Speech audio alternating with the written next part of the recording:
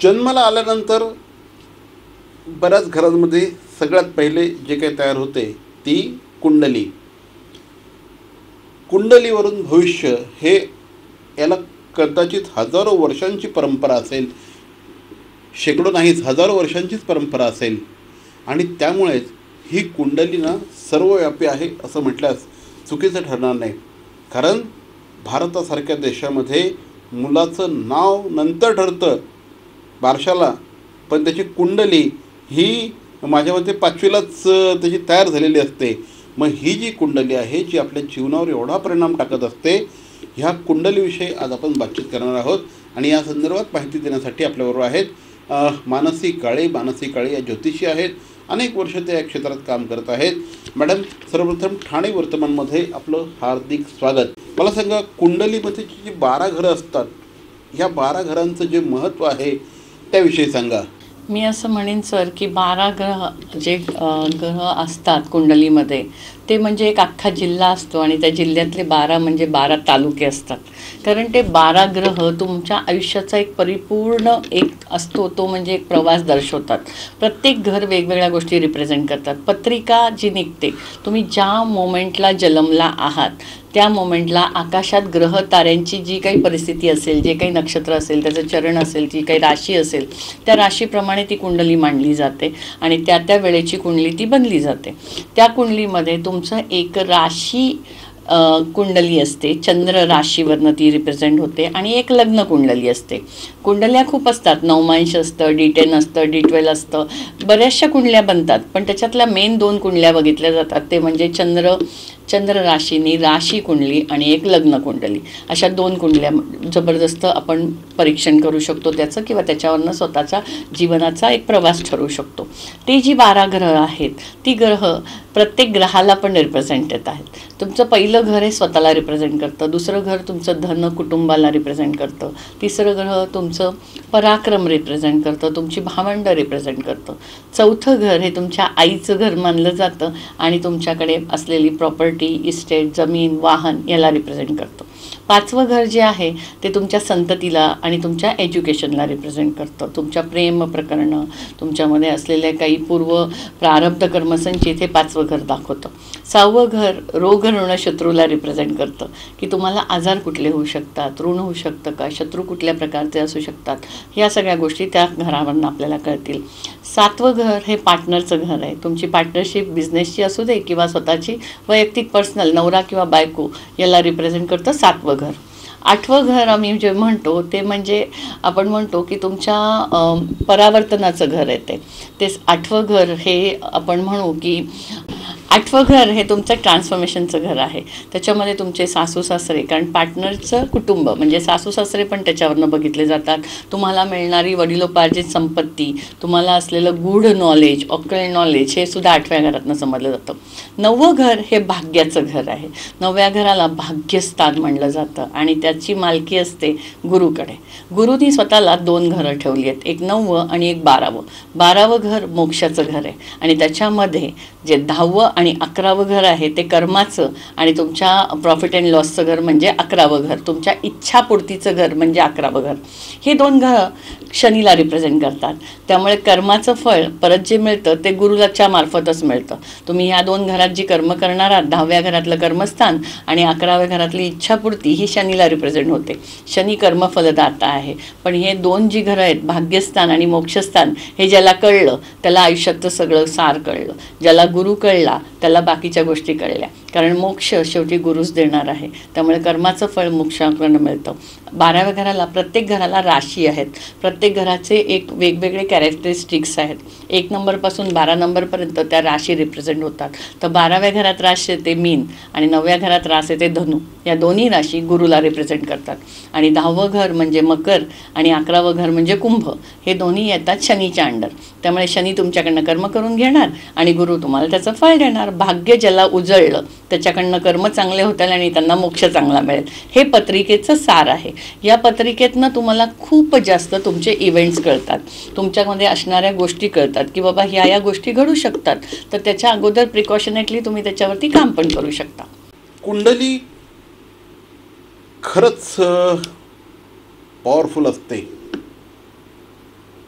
म्हणजे ज्यांना या क्षेत्रातली माहिती आहे, ज्यांनी या क्षेत्रातलं ज्ञान मिळवलेलं आहे, आपलं आयुष्य अख्खं आयुष्य या क्षेत्राला वाहून देणारे अनेक लोक आहेत आणि त्यांचं ज्ञान जे असतं हे त्याला फक्त सलाम करावं असं वाटतं.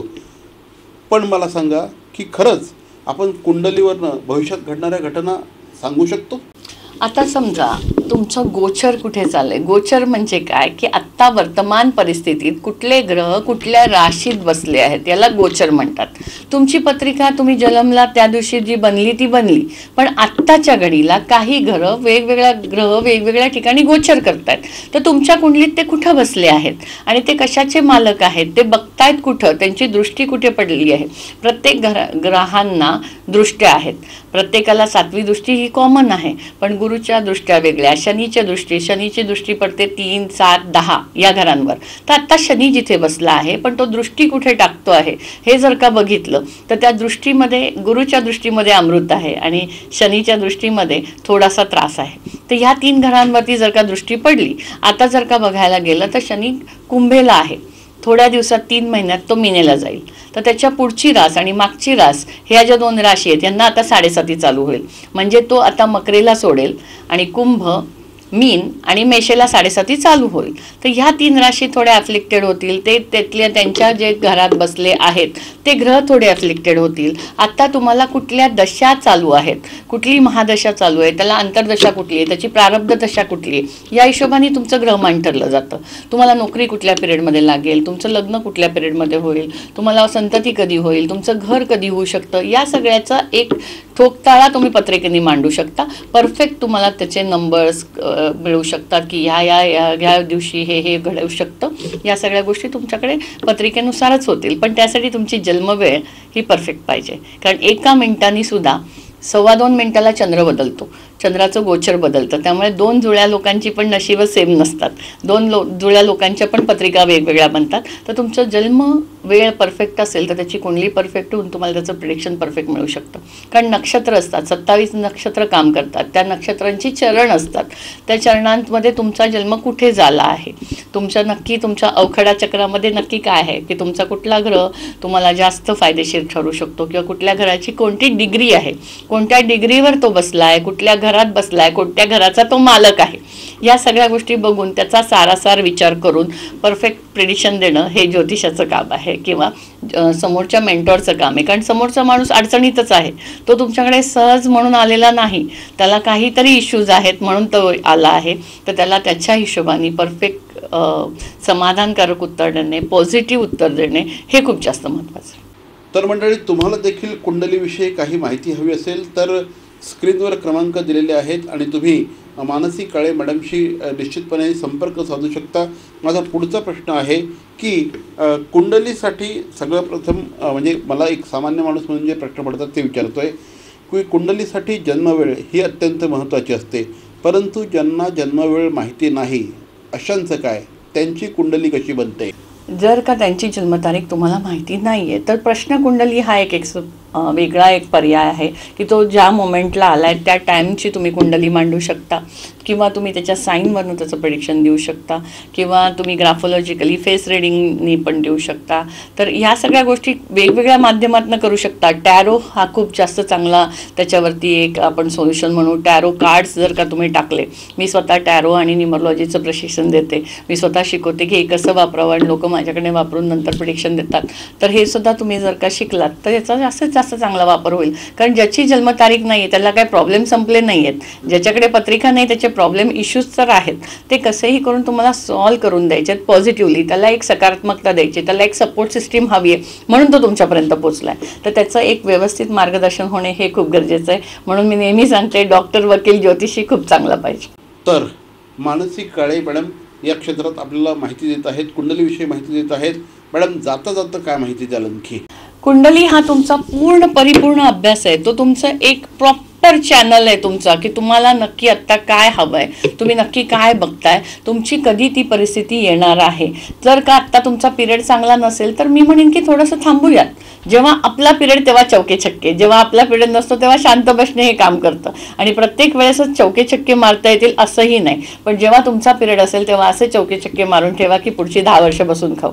तर तो पिरियड तुम्ही नक्कीच त्याच्यातनं बघू शकता. कुठलं घर आत्ता ॲक्टिवेट आहे ते बघू शकता. गोचरीनी ग्रहमान कुठलं चाललंय, 7.5 कुठे आहे, शनी कुठे बघतोय, का हे इश्यू येत आहेत, का तुमच्या घरात पैसा टिकत नाहीये, का कटकटी होत आहेत, किंवा प्रॉब्लेम कुठे येत आहेत धनसंचय व्हायला, किंवा रिलेशनशिपमध्ये कुठे प्रॉब्लेम येत आहेत, हे जर का तुम्ही शोधलं. आत्ताचा सगळ्यात महत्त्वाचा प्रश्न म्हणजे काय, रिलेशनशिप. तर तुमचं नक्कीच त्या व्यक्तीबरोबर पटतंय का, तुमचं षडाष्टक नाही आहे ना, तुमच्यामध्ये नक्कीच काय कार्मिक हिशोब आहे, हे सगळं तुम्हाला कुंडलीवरनं कळू शकतं आणि मग त्या हिशोबाने आपण त्याची निवड करू शकतो. तर या होत्या मानसी काळे. आज कुंडली या विषयावर त्या आपल्याशी चर्चा करत होत्या. तुम्हाला देखील मानसी काळे यांच्याकडनं अधिक माहिती हवी असेल तर निश्चितपणे स्क्रीनवर जे नंबर दिले आहेत त्यांच्याशी तुम्ही संपर्क साधू शकता. मॅडम, आमच्याशी बोललात त्याबद्दल धन्यवाद.